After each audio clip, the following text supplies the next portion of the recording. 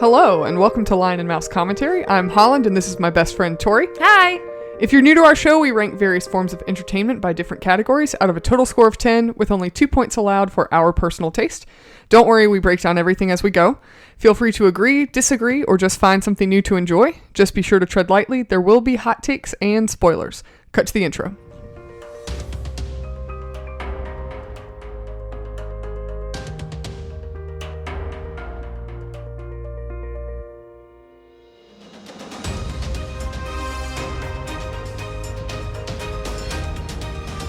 Alright, so today I chose Hadestown for us to review. This is, well, now it's familiar, but it was blind when we picked this topic, and Tori and I got to see it for the first time as part of the North American National Tour.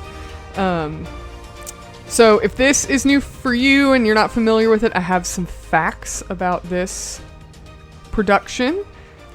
So, Hadestown is a sung-through musical with music, lyrics, and book by Aeneas Mitchell. I think that's how you pronounce her name. It tells a version of the ancient Greek myth of Orpheus and Eurydice. However, interestingly enough, when I was researching for this, it actually began as a folk opera album, which was developed in 2006 by Mitchell, which he wrote in collaboration with Michael Chorney and Ben T. Matchstick, who revised a version of this and presented a stage play production in 2007. The original version of the musical premiered in the town of Barr, Vermont in 2006, followed by a production in, I cannot pronounce this city in Vermont, but it's Virginia's, Vermont, I think. Sure. Around the same year, and a tour began in Vermont and Massachusetts in 2007. After the tour, Mitchell was unsure about the future of the musical, so she turned it into a concept album, which released in 2010. Her album Hadestown was released in spring 2010 and got some pretty favorable reviews, and it was described as the story of Orpheus and Eurydice set in post-apocalyptic Depression-era America. And then in 2012, Mitchell met director Rachel Chavkin, and the two started to rework the stage production with additional songs and dialogue, and the new version of the musical developed for the stage premiered off-Broadway at the New York Theater Workshop in May of 2016 and ran through July, following productions in Edmonton and London, and the show premiered in previews on Broadway in March 2019. So, almost a 10-year journey from concept to Broadway. The Broadway production opened to critical acclaim and received numerous awards and nominations. At the 73rd Tony Awards, Hadestown received 14 nominations, the most for the evening, and won 8 of them, including Best Musical and Best Original Score. Dang. Productions of the show have also been in Canada, London, formerly at the National Theatre, and now it actually is currently showing in the West End, or is upcoming, perhaps, for 2024. There was a production in South Korea, and there's a current North American national tour as well. Okay. The original Broadway cast, and apologize for butchering names. Original Broadway cast was Reeve Carney as Orpheus, Ava Noblezada as Eurydice, Amber Gray as Persephone, Patrick Page as Hades, Andre DeShields as Hermes, and then Jewel Blackman, Yvette Gonzalez Nasir, and Kay Trinidad were the Fates. So that's your principal cast. The synopsis of the play, this is from Broadway.com, which, since it's currently in production and still showing, from Broadway.com, it says, "Welcome to Hadestown, where a song can change your fate. This acclaimed new musical by celebrated singer-songwriter I want to say Aeneas, but I'm pretty sure it's Anais I think she's Canadian. Okay. So I think it's Anais Mitchell. And innovative director Rachel Chavkin is a love story for today and always. Hadestown intertwines two mythic tales, that of young dreamers Orpheus and Eurydice, and that of King Hades and his wife Persephone, as it invites you on a hell-raising journey to the underworld and back. Mitchell's beguiling melodies and Chavkin's poetic imagination pit industry against nature, doubt against faith, and fear against love. Performed by a vibrant ensemble of actors, dancers, and singers, Hadestown is a haunting and hopeful theatrical experience that grabs you and never lets you go. So, that is some background if you've never heard of this production, which I had heard of it, but I was not super familiar with the overall plot, but we will begin to discuss it. We'll start our first category off. Tori, you can go ahead and kick us off. Okay, so same for me. Like when we went and saw this, it was completely blind. I had seen like photos, like some of the like official, I guess, I don't know, I guess you would call them like the photos that they use for like marketing and distribution. Like I had seen those photos, but that was about it as far as my knowledge for this show goes. So the first category that we do for theater is plot and story delivery. And since this is a musical, this will include the song numbers, since in a musical, those typically help to drive your story or tell more pieces of it. So out of 2 possible points, I gave this 1 point out of 2. I think that you have like a good source here, and the source is the Greek myths. And, you know, I think if you are a nerd in any capacity, you probably had, however brief, some sort of point in your life where like Greek myths were interesting to you. I feel like all nerds in the world had their moment with the Greek myths.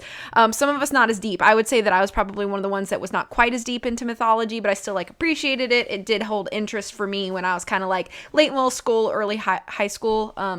So, you know, I read some of those myths, but it's been years and I haven't really touched it since then, with the exception of like Percy Jackson, which we talked about in a previous episode. Go listen to season 1. Yeah.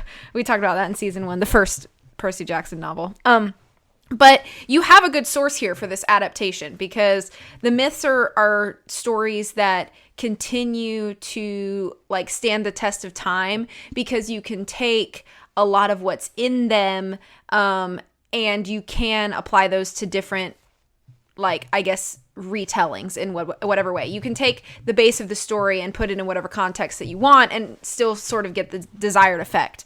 And that's what they're trying to do here. So they took, you know, the story of Orpheus and Eurydice. Sorry, my brain blanked for a second.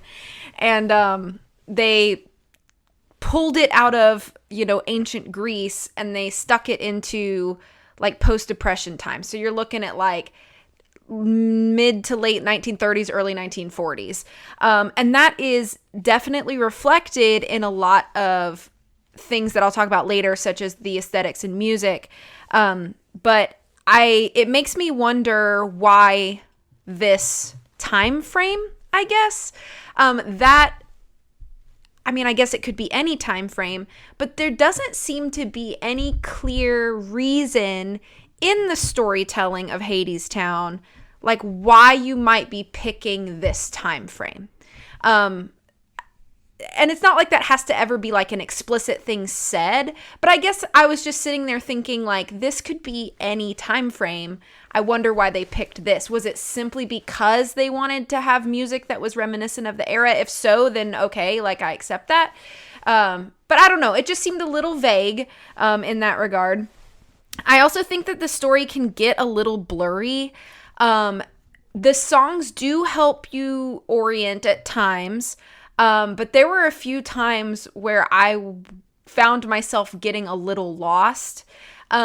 I think the ensemble is incredibly talented, and the principal cast, so I don't want to say that it's in any way their fault, but there are moments where everybody on the stage is making noise at the same time, and you can lose some of the story moments because your principal cast may be the one like singing the main line, but then you have your ensemble behind them just like making so much noise and motion, it's hard to follow a lot of like what is trying to be delivered. So I think it got a little blurry at times. I do think that they are pretty good about sort of making sure by the end of a song or by the beginning of bless you, or by the beginning of the next number that you're kind of on the same page again. But sometimes I felt like it was a little messy getting there. It's like it kind of feels like somebody who'd never wrapped a Christmas present before was wrapping it very quickly, and then they just put a really pretty bow at the end, and you're like, okay, like it does the job, but maybe this could have been a little cleaner, I guess, is my opinion of that. I don't mind that they kept the sad ending. I don't want to like fully spoil, but like, oh, I mean, you're gonna have to. I'm gonna fully spoil it. And they say in the very beginning, it's a sad song, but we keep on singing it. So like, they kind of tell you at the beginning that like, this is not going to end great for somebody at least. Well, and if you know the Greek myth, right, of specifically Orpheus and Eurydice, then you know it has a sad ending. Mm-hmm. So I appreciated that they didn't try to like retcon that, I guess. Try to be like, oh, well, you know, in our retelling of Orpheus and Eurydice, they're happily ever after and it's amazing. And I'm kind of glad they didn't go that route because I feel like, I don't know, I feel like it would have strayed too much from the source. So I was glad they didn't do that. The stakes are pretty high, I would say. You've got the whole I'm trapped in Hades. That seems like a pretty high stake. No, Hadestown. Hadestown, sorry. Hades is the man. Right. Okay, we're stuck in Hadestown, and my boyfriend is gonna come get me in Hadestown, but now we have no idea how to get back. Like, those are pretty high stakes, I'd say. It's weird because it's like you're kind of playing with death, but like the way that they present Hadestown as like a place, it's like you're not really dead, but like you kind of are because you're trapped here forever. So it's almost like it, I don't want to say it feels like a matter of life and death, but it kind of does because you're dealing with the underworld. So it sort of is. It's just kind of like one of those weird, like, it almost feels like what's reality, what's metaphorical. It's like a weird balance between that, which I think is a very interesting concept, but again, does not help my earlier point of things sort of feeling messy sometimes about like how you're telling this story to us.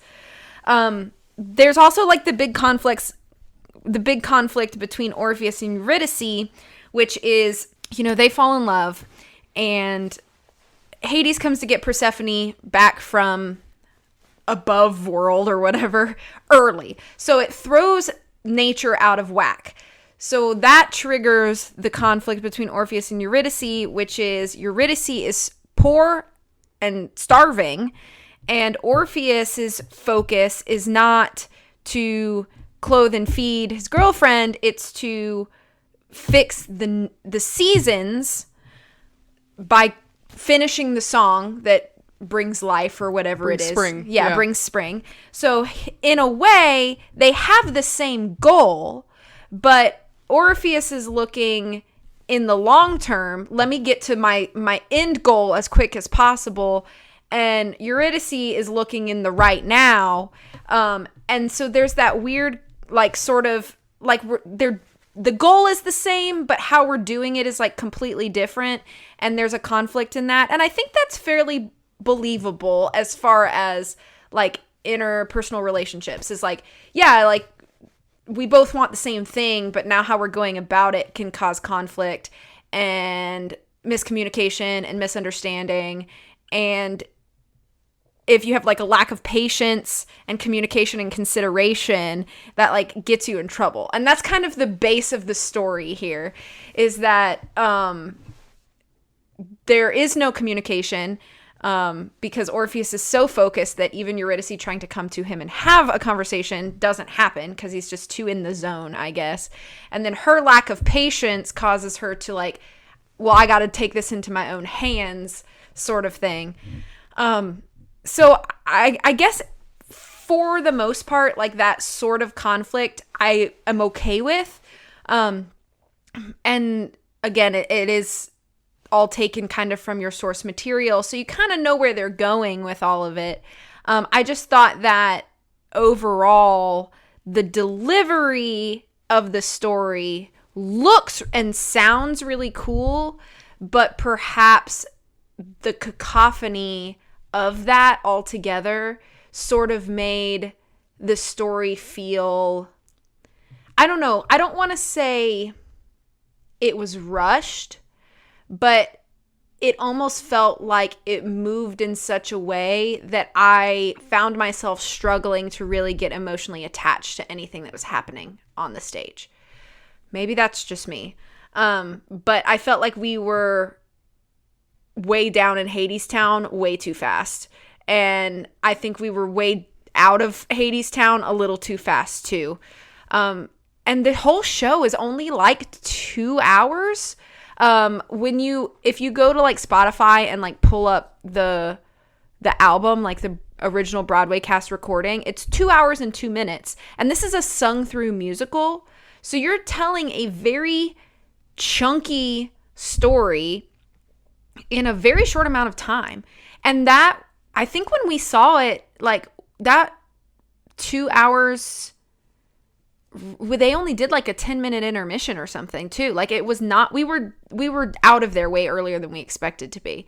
I don't want to make it sound like I'm completely like dragging it through the mud, because I think that it's really cool how they did a lot of things. I just think that it may have been, maybe the myth chosen was just a little too much of an undertaking for the amount of time that they gave it. And it would have benefited from either a longer musical, or we choose a shorter myth, or we cut out maybe some of the intro. Like, I feel like there could have been solutions to my little bit of dissatisfaction. And they just weren't there. So it was like, it was good. I just didn't think it was like fantastic or perfect in its delivery. So that's why I gave it 1 point out of 2. Okay. I also gave this 1 point out of 2 for plot and story delivery. I think that overall, like, the delivery as far as the music goes, and I think the music, the hype that the music gets is pretty warranted. It's a sung through musical. It's got this kind of blues jazz variety that doesn't fatigue the audience. So it's all very synchronous, I guess, in the same style and feel. It all fits the aesthetic, but you don't feel like you've been listening to the same song for the entire 2 hours. There's enough variety that it kind of gives the audience a break every now and then. There are moments where it doesn't really feel like you're being sung to per se, but you also don't feel like you're listening to somebody very monotonous just talking really slowly. Which I appreciate in sung through style musicals. I think the plot, so there's kind of 2 plots going on in this story, and there's the plot of Hades and Persephone, and then there's the plot of Orpheus and Eurydice. And I think the plot of Hades and Persephone is very compelling. It's this very myth-feeling story where Hades and Persephone are married and live in Hadestown together, and when Persephone comes out of Hadestown, summer occurs, and when Persephone goes back to Hadestown, winter occurs to the rest of the world. And there's kind of this theme of Persephone and Hades are married, but there's this kind of lost love. They've like fallen out of love from each other, and the consequence of that, or what I gather, this is kind of my assumption because it's not actually told to you in the musical, but it seems like because they've kind of fallen out of love from each other, we have these polar extremes in the world where it's either blazing hot summer or it's freezing cold winter. And so the consequence of their relationship as Hades and Persephone has these pretty massive global consequences, quote unquote global, meaning the world that we've been shown. And so I think that's a very compelling plot. It's very interesting. And then we meet this young boy, Orpheus, who says that the gods have forgotten their love, and this song that I will sing will remind them of their love and bring spring back. So bring back the wonderful spring, which is this interim between winter and summer. And now the weather, just the climate and the weather patterns, will be better for the rest of the world because it won't be this stark, blazing hot, scorching summer that burns and kills every crop, or this freezing cold winter where people are starving and can't eat anything. So that's a very interesting plot and it's very compelling. But I think the problem with this plot is adding Eurydice to the mix. I think that the plot with Hades and Persephone and then Orpheus is a very interesting plot. But then we have Eurydice who comes in, and now we've separated this whole story into 2 with Hades and Persephone and now Orpheus and Eurydice. And it just feels a little disjointed. I think, like you've said, like it just feels kind of messy. It's like, well, no, we have to tell the story of these two myths. So we have to include Eurydice, and we have to include the story of when Orpheus, goes to the underworld to rescue her in the Greek myth. And I think that the bones are really good, and I feel like I say this a lot on this podcast. I feel like the bones are really good. It's a good concept, but then the follow through of it is just lacking. The problem, my key problem is in the plot is actually the deviations that they took from the myth. So in the original Greek myth, Eurydice is Orpheus's wife. Hadestown is the underworld. It's the land of the dead. It is where everybody who dies goes to the underworld, whether you're good or bad. It's not hell. It's just where dead people go. And Orpheus's wife, Eurydice, in the Greek myth, dies and goes to the underworld because that's where dead people go. And Orpheus goes to bring her back from the underworld because she's his wife and he loves her. And which I think is way more compelling than giving us this picture of this like star-crossed lovers, like puppy love romance where we see Eurydice and Orpheus meet right off the bat, and now they immediately fall in love, and they're not married or anything because he's going to marry you after spring comes, but now you go to the underworld and like you guys just met. So there's no real high stakes, and even Hermes says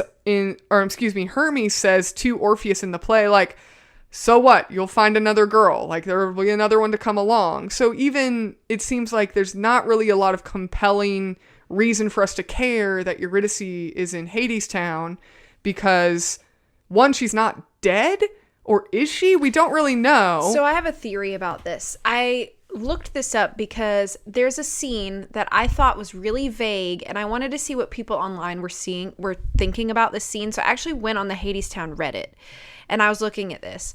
The scene when Eurydice first gets to Hadestown and, they sing about the wall, and then there's the scene where she goes into his office and he says, there are papers to sign.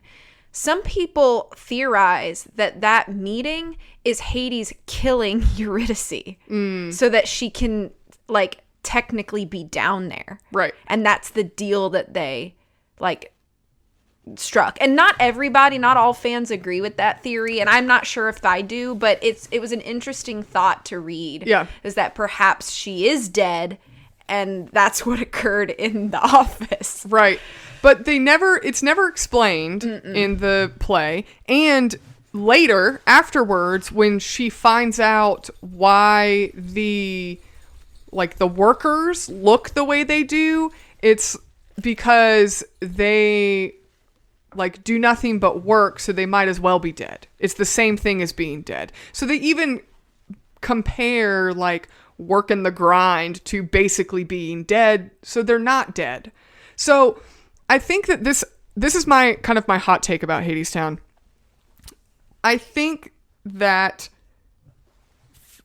Hadestown being a location and not the land of the dead is a key problem with this story.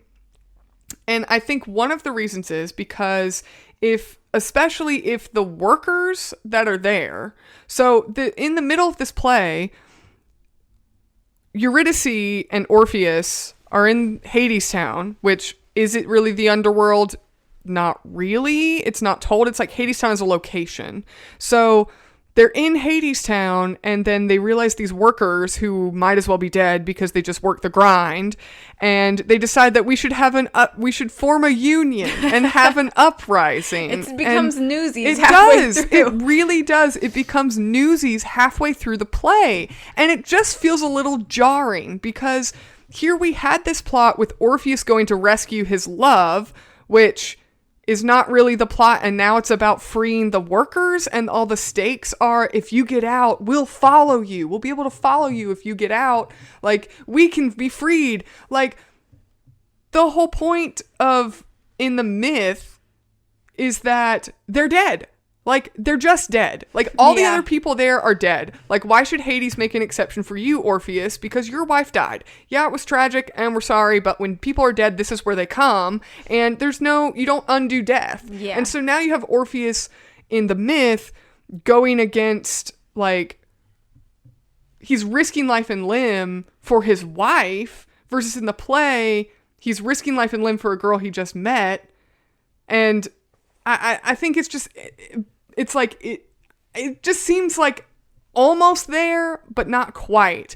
And I think that having another deviation from the myth that I think is problematic is, if you don't know the myth of Orpheus and Eurydice, it's a tragedy. So at the end of the myth, in the original Greek myth, Orpheus and Eurydice, Orpheus makes a deal with Hades, just like in the play, where Hades says, all right, but once you get out, you can't turn around. She has to walk behind you, and you can't turn around and look at her until you get out. And in the myth, the deal was you both have to be out of the underworld before you can turn around. And if you look before you both are out, then she's mine. Like, she stays in the underworld.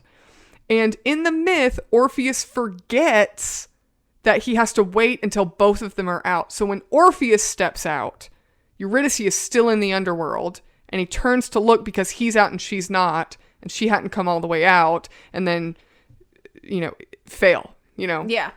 you lose, game over. Yeah. And Eurydice goes back to goes back. And it seems like it's a little less stupid of him, to like, why would you turn around, dude? Like, it's because he forgot, like, he was out and she wasn't. So there was just this, like, if he would waited just a fraction of a second.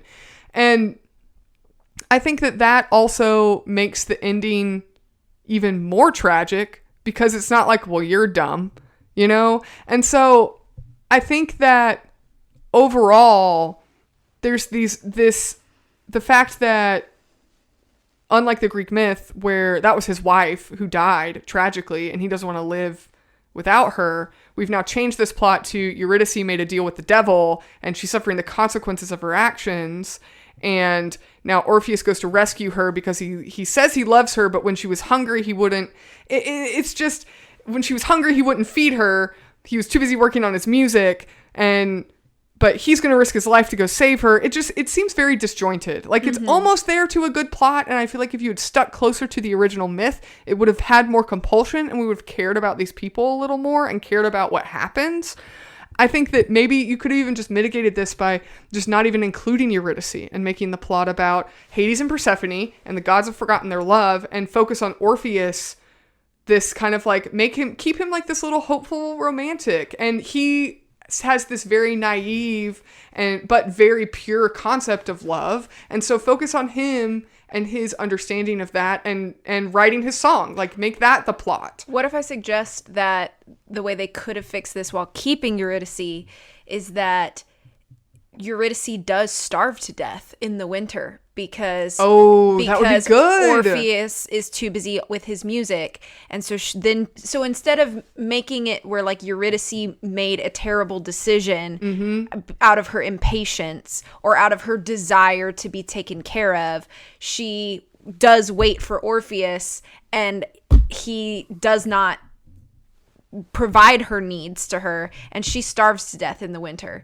and then she goes to Hadestown, and then he realizes his mistake, right? And that one change could have made this better. It could have, but because Hadestown is a place, it's a location with power grids and workers and employees and an overlord, Hades, because it's that, and it's never told to us that it's the land of the dead and that these people are dead. It kind of loses its significance as Hadestown. That's what my point earlier was, that, like, it feels like it tries to play the balance of, like, reality and metaphor, like, way too much. And it's like, I just want you to tell me what's going on. Right. And I think that that's kind of a disservice to the audience, because I think everybody that's going into Hades to see Hadestown has heard the name Hades and understands he's some kind of mythical deity of hell, or an equivalent of hell. And although that's not an accurate representation of the Greek myth, I think that keeping Hadestown the underworld and the land of the dead is not a far jump for your audience. I think that you could keep everything the same, like keep all of the aesthetics and the musical structure, and keep the vibe like this is real life and not some like fantasy world. But I don't think it's a stretch that your kind of one fantastical element of the story is that Hadestown is the land of the dead. Yeah. I don't think that's a hard jump for your audience. It's not. You don't have to now have superheroes in order to make that believable. So in general, those are my big kind of notes with the plot. And with a couple other things, I really didn't like the Newsies plot kind of thrown into the middle. I thought it was just unnecessary. I didn't understand why Hades wanted Eurydice. Like, he clearly appears after he's saying, oh, like, I can't remember what the line is or what he says, but he basically says, like, he's deliberately going to look for somebody who can appreciate him because Persephone can't, and he finds Eurydice, and then he just makes her one of the other Joe Schmo workers. Yeah. Like, I thought... And then he says to Persephone later, like, she means nothing to me. Well, then why'd you go through all the effort, bro? Right. You could have spared two people a whole lot of problems. And then I also don't really particularly like the fact that in the Hades and Persephone plot, do we ever know if spring comes?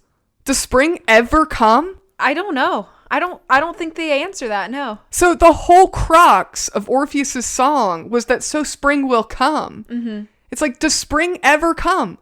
He sings it, but he's in Hadestown when he sings it, so I'm wondering if it even has the effect of on the world above. Well, no, he sings his song so that Hades and Persephone will remember their love for each other, and then spring will come. Right, but that's what I'm saying. But we never see any impact on that. Right. So, anyways, I just think that it's not. It has a lot lacking, and I don't think I hate to say that because I feel like after kind of the fact sheet I read earlier that this woman wrote this album that was basically 10 years in the making, I'm like, I feel like if you just had like a little more time, or maybe you had one other brain in the mix just to kind of fine tune these little details, it could be a hugely successful musical. And I feel like the plot alone, just the plot, and that's all we're talking about here. I feel like the plot of it was just kind of like, I mean, it was good, but it was good rapping, like you said, but it just wasn't a whole lot of substance. It just wasn't quite there. One thing that I did think we will talk about like the vocal ability and the instrumentation and stuff in aesthetics, but one thing I did want to make a note, because we do kind of cover the content of the musical, so I'm going to just mention this here, of the songs, is that I do think that the songs are done really well and that they don't fatigue you, but on the flip side of that coin, I think there are probably only maybe like 2 or 3 songs that you would walk away from the theater and that would be memorable to you, either lyrically or musically. So I think that that's one thing that's also kind of, I don't think it's problematic, because I think they still function to tell the story. So that's why I mentioned it in story delivery. That's just one area where I think that although there are however many songs in this musical, 40. Wow. Yeah. 40 songs. I mean, I could probably hum the tune of like 2 of them. That includes all reprises and stuff too. Sure. But, sure. Yeah. No, I would count those because the lyrics are different in the reprise. So of like 40 songs, I think there's 2 that I could probably hum the tune to. So that's another reason 1 out of 2 points for plot and story delivery for me. Okay. Wow. We had a lot to say. Sorry. That's okay. The next category for theater is characters. So we allot 3 points for this for theater. I gave it 2. I do think that there is some really good stuff about the characters and how they're portrayed. But again, it's not perfect. There is some stuff lacking. I want to start with Hermes. I think Hermes as a narrator is a really good choice.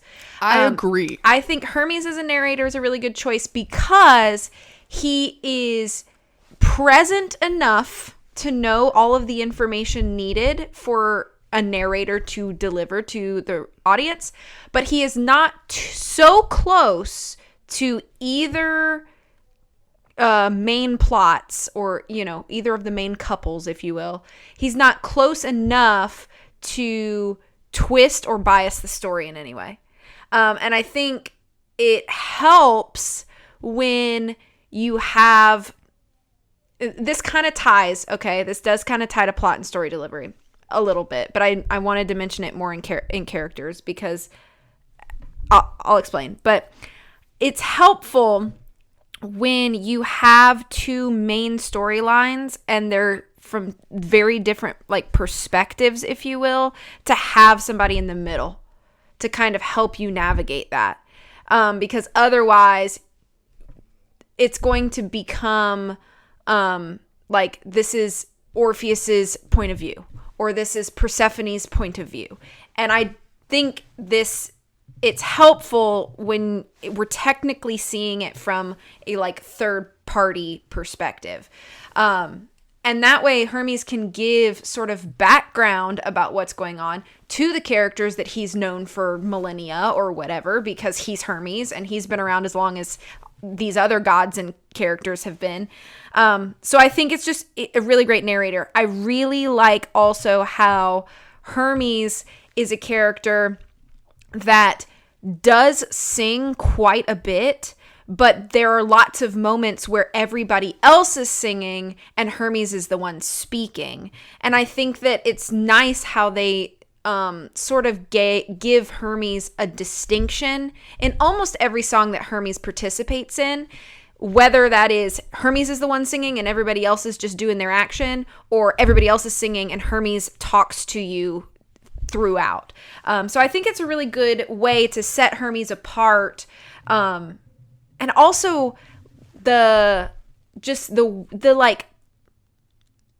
don't even know how to say this, but the demeanor of Hermes is very knowledgeable, but also very fun. There's not a weird, uppity sort of attitude to Hermes. Hermes is telling you what you need to know, but it is delivered in sort of a fun way that feels kind of familial in a way.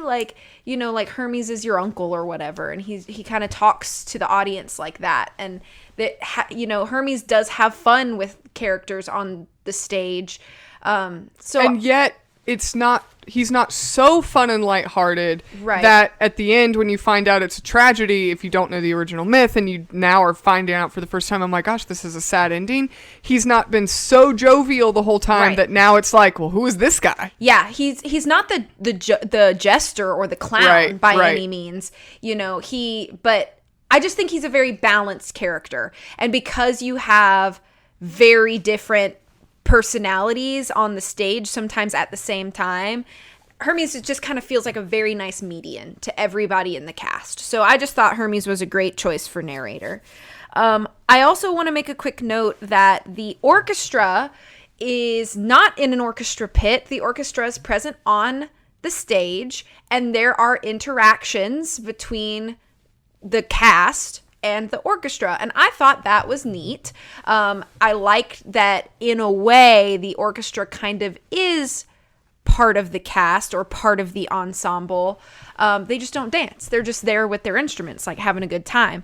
But I thought it kind of added to almost the sense of community that's built from the very beginning of the show, which is that, they hang out in the bar or whatever, or restaurant, speakeasy. The speakeasy. Yeah. Everybody hanging out at the speakeasy. This is just what we do. And we hang out and we have a good time and we drink together and we play music and we dance. And Orpheus busses the tables.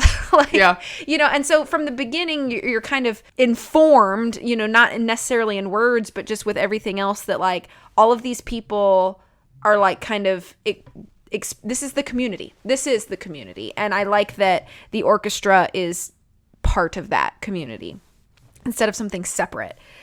I think one thing I want to say, and I didn't know whether to put this into aesthetics or characters, and I ended up putting this into characters. But your two male leads, other than Hermes, which I guess Hermes is technically a lead, but if we're talking about our main couples here, you got your two male leads. You got Hades and you got Orpheus. And they're written musically polar opposite.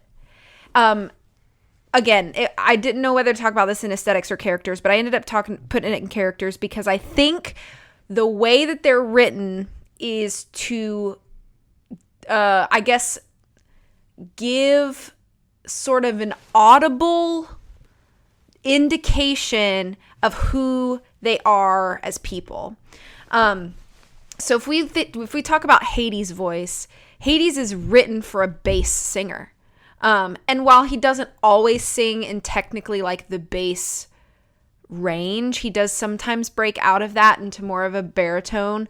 But at its core, you could not put a high tenor in that role. You just couldn't. He would not be able to deliver a good majority of Hades' singing lines, which are down in the basement, especially in something like Why We Build the Wall, like a song like that, which he's basically just graveling out these bass lines. But because of that, because of how he's written musically, you get an immediate indication of who Hades is as a person. He is slow, calculating. He has commanding presence and intimidation about him. These are things that you can hear just like audibly from how the parts for him are written. Now let's talk about the other side of the spectrum. Orpheus is written a very high tenor part for men, like insanely high. Some of the falsetto, like I would say 40%, maybe that's a little too much. 35% of Orpheus's singing parts are in falsetto. And I think what that does is that gives his character sort of this level of like lofty artist, head in the clouds, very romantic, sort of may not always be grounded in reality. Yeah, like but kind of idyllic, dreamy, kind of, that kind of man. And you hear that immediately in how Orpheus's parts are written. And I just thought that was an incredible way to sort of give you indications of character traits without necessarily delivering them in any other way but vocally. And I mean, there are other character traits, obviously, to these characters. You have character design and kind of the way that the mannerisms and those sorts of things. But in a sung through musical, it is just another layer to characterization by how they're written and how the vocals go.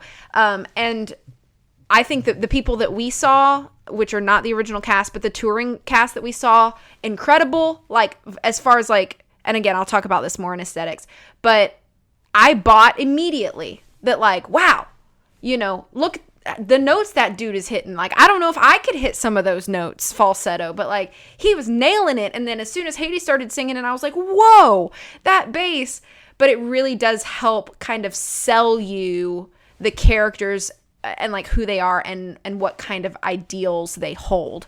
So I just thought that was a really cool thing. Eurydice is very angsty, which I don't love, but I guess I accept it enough because at least she's consistent throughout the show, but I still don't love it because a lot of the biggest problems, and again, this is kind of a piggyback on a lot of the plot notes that we talked about, but a lot of the problems that I think come in the story or come for Eurydice are self-inflicted. Sorry, I hate to say it that way, but because of that, she was very difficult for me to like a lot. And while I'm not saying Orpheus did everything right by any means, I at least liked him more. Like, I don't know.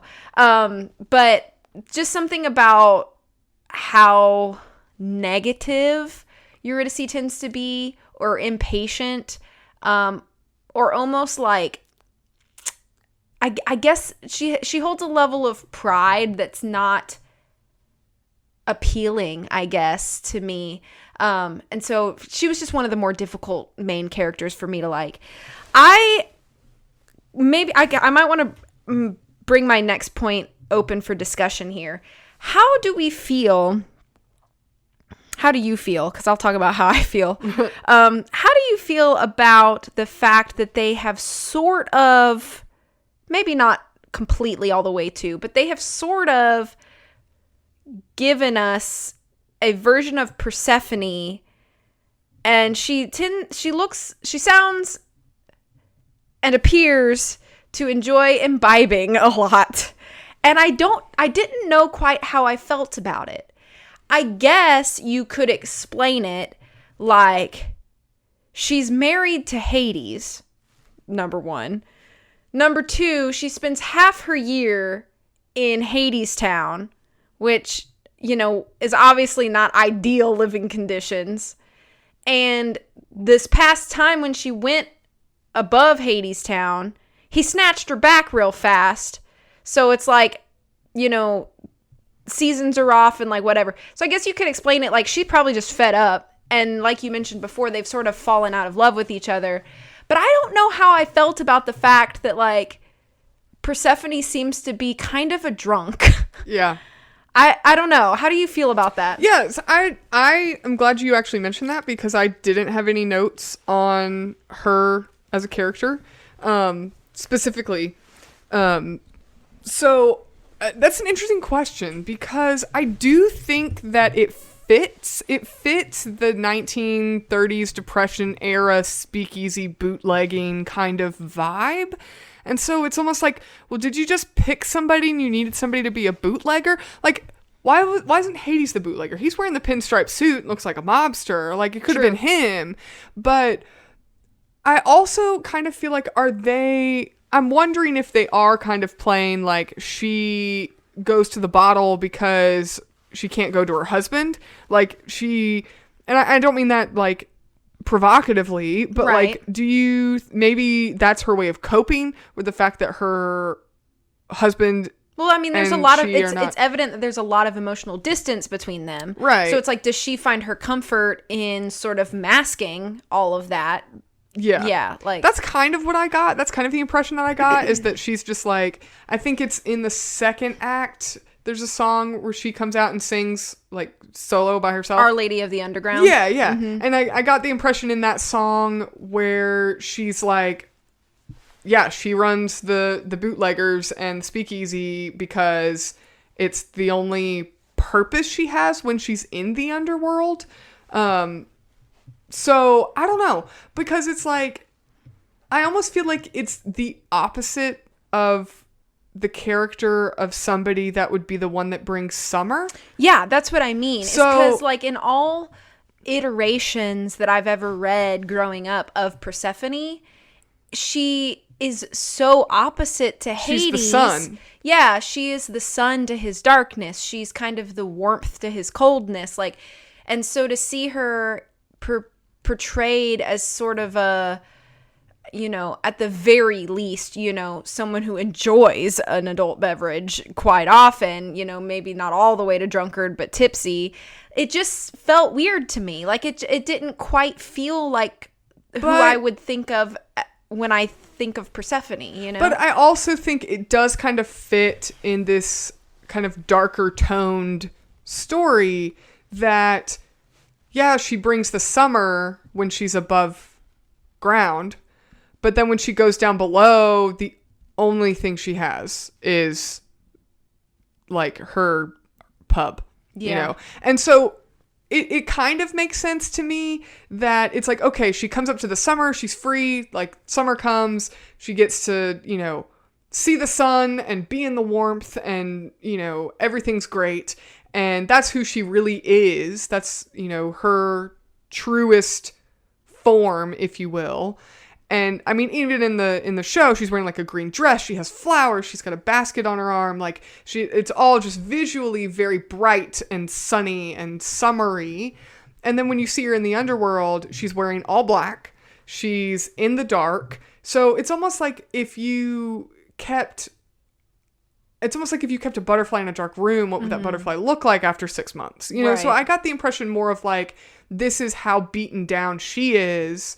But I also think that that's not completely, I guess, it's not completely the message you want in your story. Yeah. Because if she really loves Hades, then wouldn't she want to be with him for 6 months? Right. Wouldn't that have a different kind, which they've fallen out of love. Like, I get that plot line. Yeah. But I feel like, But generally. I would feel like in general, she wouldn't have to change completely who she is in the underground, unless this is just like after the long, horrible road that they've gone on to get this far. So I didn't really have a problem with it when I was watching it. I kind of saw it as more like, yeah, there's this woman who like kind of, and I think it's a little stereotypical, but like, yeah, this is the woman whose husband doesn't love her and she doesn't love him and they don't really want to be together and she's stuck with him for 6 months out of the year in prison. So she's going to drink to get through it. So I didn't really have a problem with it, but it didn't really, I think I would agree if you're kind of culmination of Persephone's character is that we don't really know much about her other than that she's like, is she just drunk all the time? Is that her character trait? Yeah, exactly. So then, yeah, I would agree that that's a little bit problematic because we don't see her before and we don't see her after. Yeah, and there are no other significant moments really, except for at the very end when she and Hades sort of have kind of like a reconciliation, and you can see them sort of like they dance together or whatever. But like other than that, it's like that's like the only moment that you see anything significant from Persephone that's not, I'm just going to dance and drink. Yeah. You know, and have a good time because I gotta keep my mind busy or whatever the case may be. So anyway, so that was kind of just like my one like note that I was like, I just don't love it. Like I just don't like that much. I don't know. It just feels like a very flat or shallow choice for her. It does. So and I do not want to in any way make it seem like I didn't enjoy the actress's performance because she does, I think you mentioned this when we were there, that like she gives kind of like a Tina Turner vibe, and I really liked that. Like I thought it was very entertaining and she was incredibly talented, and like the dance style that they choose for Persephone is very indicative to like the time that this is supposed to be set in. So like she pulls it off so well. It was just the character choice, like the way that she was written, that I kind of was just like, I don't get it. Like I don't get it. Yeah. So anyway, all of that to say 2 out of 3 points for characters for me. Alrighty. I actually gave this 1.5 points out of 3 for characters. I agree with a lot of what you said, actually. I think that overall, the characters of Perseides, wow. Perseides, that's their ship name. Yeah, that's their ship name. Perseides are really, wow. Man, I bet that is a thing. Probably. Perseides. Well, I think Persephone doesn't sound as good. No. So. Perseides is a little more... Yeah, I like that one. That's the ship name. Man, the characters of Persephone and Hades and their relationships and their dynamic between each other, I think are actually really interesting. I think, kind of like we just talked about, you have... Persephone and Hades have fallen out of love with each other, and, you know, as Orpheus says, the gods have forgotten their love, and we're watching how the effects of these two gods that have forgotten their love has these global consequences, and we have this they have these clearly mythical personalities, and I don't mean that as like a pun, but in the world of Hadestown, they even clearly have these mythical consequences to their actions and their relationship with each other.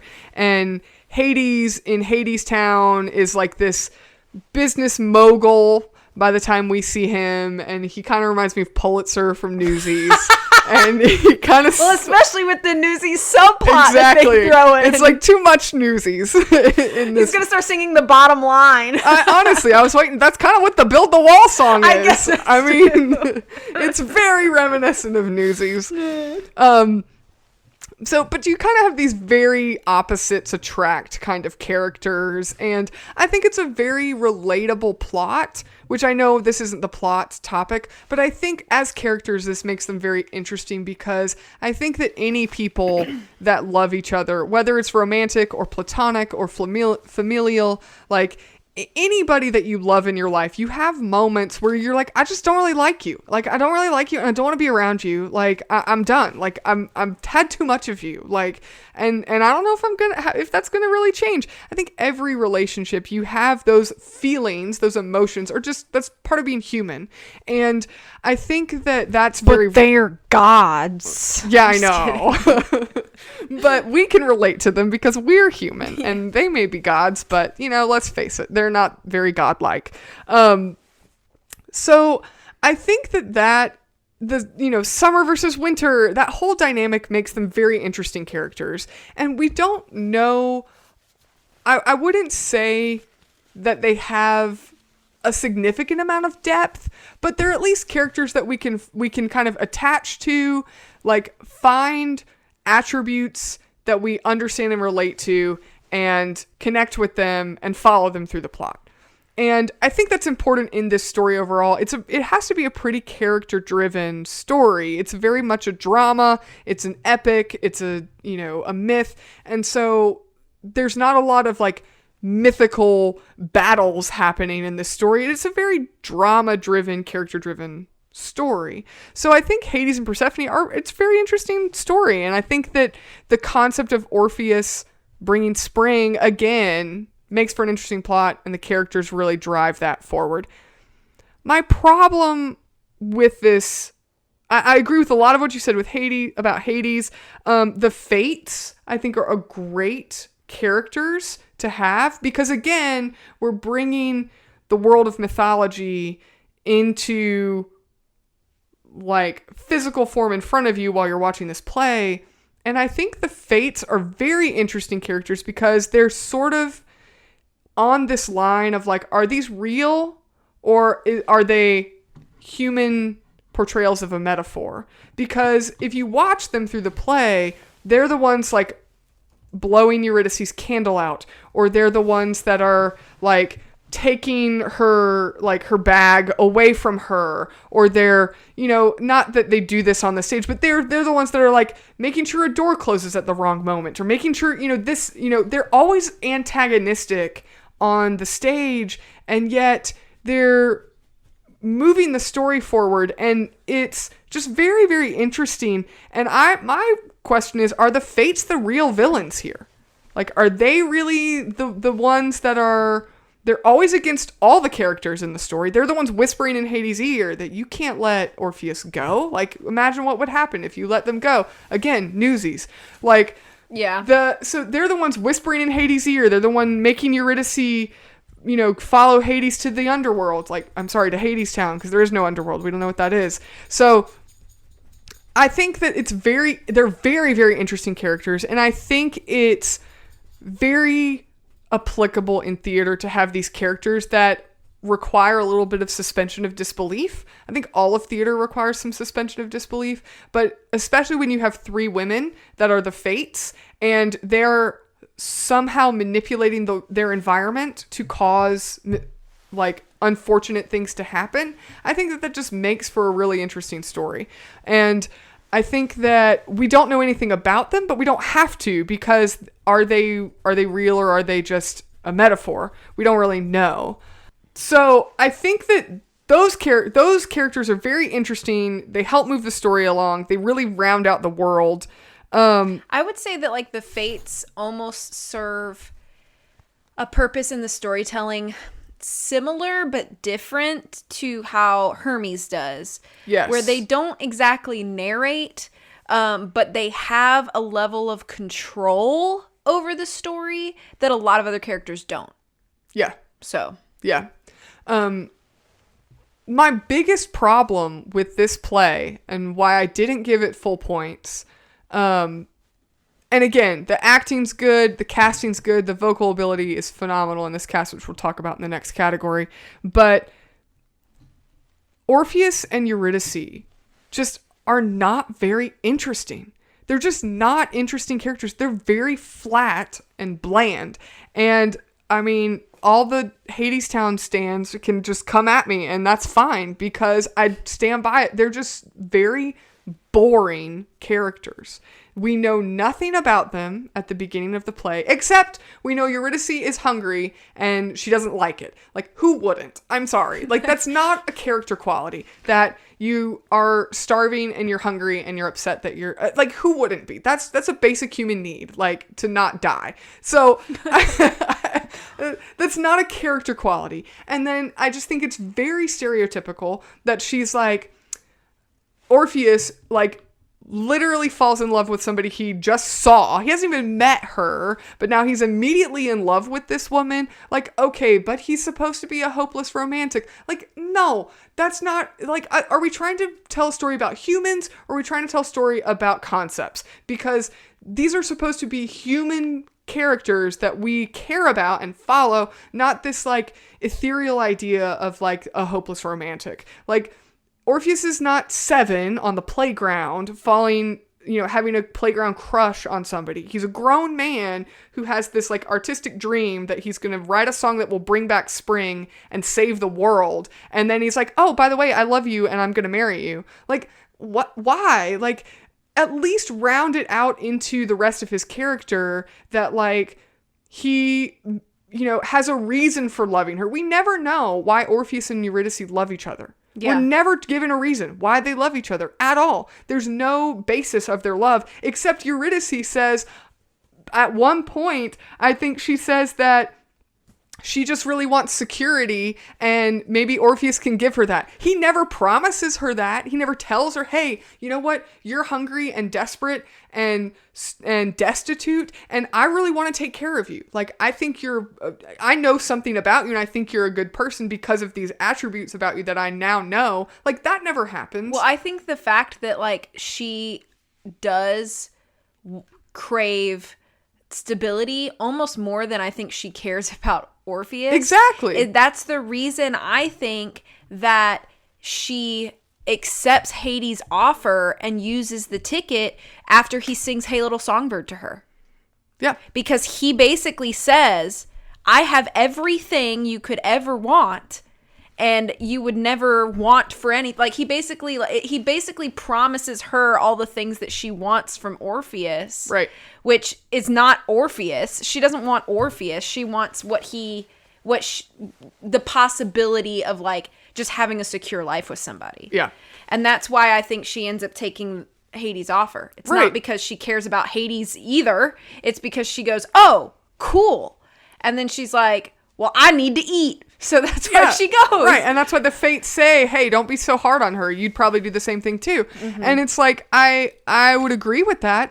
But then it's like, so why do we care that Orpheus is going to risk his life to go save her? Like, we don't even know why he likes her. And Hermes even says to Orpheus, like, yeah, well, you know what? You played around and you focused too much on your little love song you've been writing, and she gone. And if you're, it doesn't even matter. You can go after her, but really, why even do that? Because somebody else is going to come along and you're going to fall in love with her. Like, but we didn't even really have that, like fully baked into Orpheus as a character that, like, oh, he's just this serial, like, romantic. He just likes the idea of love, or he, and even if we had all of that, let's say they were, like, committed and made Orpheus this, like, serial dater who just, like, falls in love with the next person, but then nobody that really has that conviction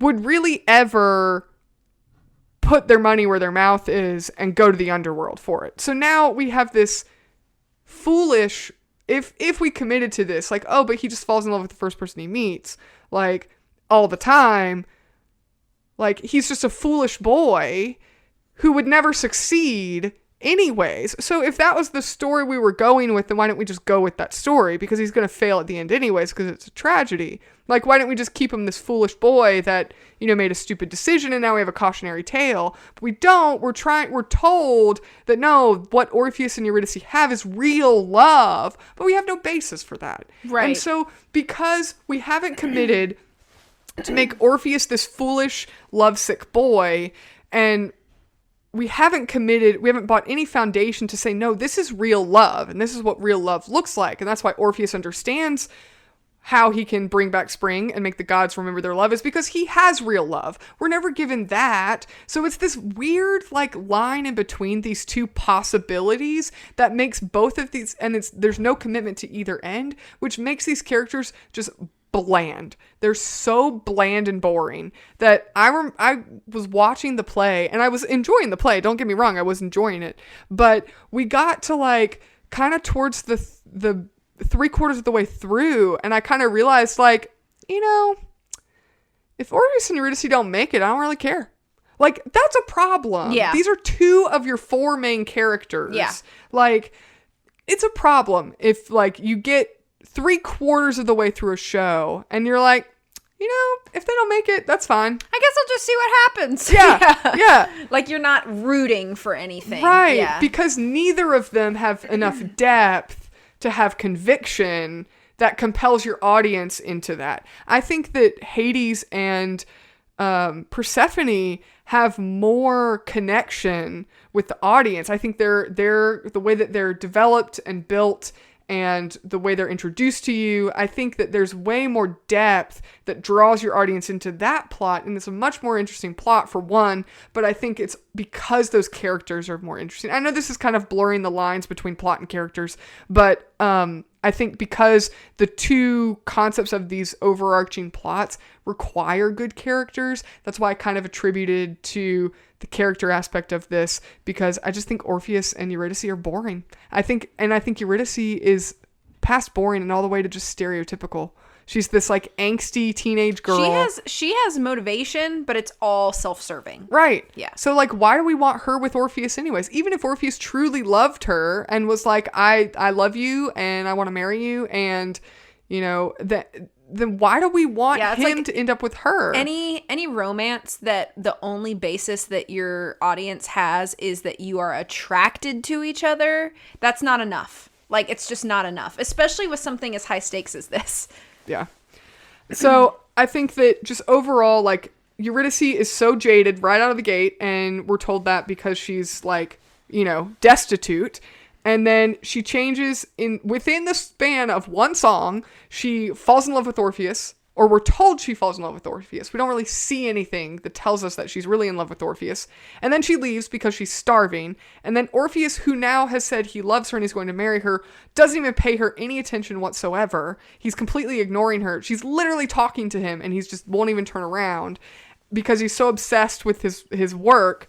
But then immediately when she's gone, he turns around to go rescue her. Like, which is it, dude? Like, is it your work that's more important? Is it her? Because if it was her, if you were like 2 seconds earlier, there wouldn't be a play because you would have not needed to go rescue her. And so it's just this, like, all of this happens within the first, like, introduction of the plot. So that's like our introduction to the conflict. And we've learned nothing about these characters in the process. And I think that that's hard to then want him to go save Eurydice. And I'm gonna probably get a lot of hate for it, but that's why, like, the song Wait For Me, which is probably the biggest song in this musical, when I was watching it, I was like, I don't really feel that this song is really that compelling, because we just watched these people pendulum back and forth between these emotions, and we've learned nothing about them, but he's gonna go rescue her. Why? You just met her and you know nothing about her, and you were really concerned about your music to the point where she got taken away by Hades while your back was turned. Like, why should she wait for you? Like, why are you going to go rescue her? You didn't tell me why I should care. Like, and so I thought it was kind of disappointing because I'd heard how great that song was. And I know it's the biggest song of the musical, or probably is most successful or most well known. And I'm like, I'm watching it and I'm like, they're like singing Wait For Me, I'm coming. And I'm just like, why are you coming? I mean, I don't get it. Like, okay, well, I guess you'll go. I mean, it's not an adventure. It's not like it's some exciting thing. It's not like you think that you doing this is going to help you finish your song and bring back spring. Like, why? Yeah. And I just think that's a problem. Like, if we had just known more about these people and known more about their relationship with each other, it would have so much more impact. Yeah. What's funny is that, like, I think Wait For Me is a beautiful song and it gets stuck in my head a lot. But I do agree that, like, in regards to does it make sense from a character standpoint? It doesn't. I just think the song is beautiful. It is. It's a great song. And that's why, like, we'll get into aesthetics. Yeah. And I will have almost nothing negative to say, because I think this is such a great packaging of a story. And they worked so hard on it. But then that was the thing when I like sat down to like prep for this podcast, I'm like really digging into these characters, like thinking through these characters. And I'm like, Orpheus and Eurydice carry this entire show. And I don't know anything about them. And I don't really even like them. Like, I don't hate them. They don't do anything hateable. But why am I rooting for them? And so that's why I kind of was a little critical of that, because I think that they're just not interesting. Hermes, we know nothing. Zero. We know zero of Hermes' backstory, except he has a couple throwaway lines, like when he says that Orpheus's mother was a good friend of his, who was a muse. Like, we know a few of these little throwaway lines, which you can't catch watching the first time through. Well, maybe you could, but we know more about Hermes in this play than we know about Orpheus and Eurydice. And I just think that's a problem. And Hermes isn't even a focus. He's not. Yeah. He's a narrator. It's not his story. Yeah. So that's why I gave it 1.5 points out of 3. Okay. All right. So our next category is aesthetics. And out of 2 points, I gave this a full 2 points. This is where I think this musical shines, truly. I have one small critique that I'll say at the end, but it was not enough for me to take any points off. First of all, the music is great. And I know you mentioned earlier that, like, there's only a few songs that really stand out and are like memorable. And I don't disagree. However, I think that the soundtrack is so cohesive that it really helps kind of carry the like same momentum in regards to like the mood. Like the mood is just so cohesive, and it does shift a little bit. So like we have jazz, a big jazz influence through this soundtrack, but then there's also a lot of like moments of like acoustic kind of folk feel in a lot of the songs, like all of the what's the name of them? The epics that Orpheus sings, and they like the song he's working on, very sort of like folksy kind of feel to those. And then when we're down in Hadestown, a lot of the ensemble songs have a sort of like industrial, not quite rock, but like they're a little heavier, like these songs. But they all work together and they all fit whatever you're looking at aesthetically. And I just thought that the sound, just like the sound of the music, just ties into all the visual aspects that are on stage. And I think that's really, really nice. They also play with a lot of like lighting effects. I feel like that's probably, as far as the set goes, the set is very stationary for the most part. There are some parts that move, and I'll talk about that in a minute. But they play the most with lighting, I think, than any other element. And I think they do it really, really well. The lighting and the color of lighting that they choose is always so perfect. They do a lot of like shadow effects, fog effects, which kind of give you these optical illusions. They can hide certain characters and reveal them at will. Lights shine from behind the set pieces, which can kind of like blind you as an audience member for a moment. But I think it overall kind of helps deliver whatever the like visual is supposed to be at that moment. I feel like the few times where they do kind of shine the light into the audience and you kind of like, you wince away from it, it almost helps deliver this feeling of like, I shouldn't be enjoying what's on the stage right now. So even in just those moments, I feel like it was purposeful. It felt like everything was just purposeful. The swinging lanterns that are really famous in Wait For Me, beautiful. And like just the way they just visually add so much depth, and they swing far. They swing up over the heads of those first few rows of the audience. Mm-hmm. I was surprised. It felt kind of nostalgic for those of you who are Broadway fans, it felt kind of nostalgic to me of the beginning of the Phantom of the Opera with the big famous scene where the chandelier truly falls and like swings over the audience at the very beginning of the show. It kind of felt like almost like in a weird way, like kind of an homage to that. I don't know if that was purposeful, but it's like what my brain thought of when I was watching that happen. I appreciate all the moments of motion and change that they do because the set is very stationary. I'll go ahead and say my critique now of the aesthetics, even though it's not enough to take any points off. I like set changes. I've always been the kind of theater watcher that I enjoy set changes and furniture coming in and off and stagehands in all black moving things around. Like, I've always enjoyed that kind of thing. I sometimes get a little bored when you have a set that doesn't really move or change and it's just kind of stagnant. And I was worried when we got about halfway through Act 1 and like nothing had changed on stage. I was worried that I was going to end up really dissatisfied with the set by the end of the show. Thankfully, there are some specific moments in the show where the set pieces expand, and what I mean is they like sort of move apart from each other. They widen a little bit, and they let in elements from behind them. So happy about that. They also have a turntable in the floor, which is very a la Hamilton. And now that I know, so Hamilton ended up on off Broadway in 2015, right? I believe so. And yeah. Hadestown in 2016 makes me wonder, were they directly inspired by Hamilton? Well, I think Hamilton was inspired by Les Mis. You're right. There is a turntable in Les Mis. I forgot about that. So I've never seen Les Mis on stage. I have, and I forgot about that. But I think you're right. I think there is a moving because I do remember stage Lin-Manuel piece. Miranda saying, because Hamilton has a dual turntable, and I remember Lin-Manuel Miranda saying with Hamilton, he was like, well, Les Mis has one, I want two. And so I do remember Hadestown had two.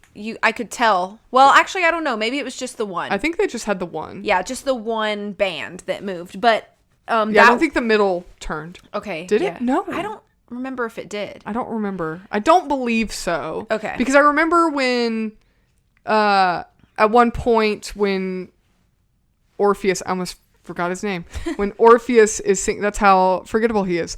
When Orpheus was singing his song to Hades and Persephone, the ensemble is turning around him on the table, and I think he's standing stationary in the middle. Okay. Yeah, so I was surprised to see that start because I guess in my brain I was just thinking like that's a Hamilton thing. I feel silly for calling myself a Les Mis fan and not remembering that that's an element, but either way, I appreciated it because it added some more depth and movement to the set that was not previously there. And so by the end of it, I was actually fine. I was satisfied with the set, and what I thought was going to be disappointing did not turn out to be. So I guess it's not really a critique. I just thought it was going to be sort of near the beginning. Props to the ensemble because the harmonies are incredible. But ensemble aside, I know you talked about them in characters, but the Fates and their vocal arrangements were incredible. I lost count how many times their harmonies just gave me goosebumps. They have all these crazy like minor chords that they hit so perfectly, and they like there's a lot of like slidey jazz notes that they just they hit it so good, and like just thinking about it is making me like tingle. But just musically, the vocal ability of the entire cast and ensemble was one of the better that I think I've seen in a while as far as stage production goes. I hate to say this, but we talked about the slight spoilers for our Dear Evan Hansen episode that we had last season, but the vocal ability compared to Dear Evan Hansen. Oh, there's no comparison. Dear Evan Hansen should be embarrassed. They should. Because it was just impeccable. Like, it was, I don't want to repeat myself over and over, but it was just so good. I can't say enough about just the vocal ability and talent. And everybody was blended so perfectly. And while it did get chaotic at times, as far as the ability goes, everybody was just blending in like a way that's so satisfying. And I'm so sick of seeing productions where your ensemble is louder than your main singer. And that was just not the case. Everything was just so nicely balanced. I also think that there are some really small moments, but I think they add a little bit of level to like just thoughtfulness in regards to just like how things are presented. In Act 1, when you kind of learn the fact that like Persephone's appearance above ground signifies a season change, and you can see that because everybody on stage who's wearing a sweater or jacket takes it off. And the lighting also changes. It becomes summery and like kind of more yellowy and warm.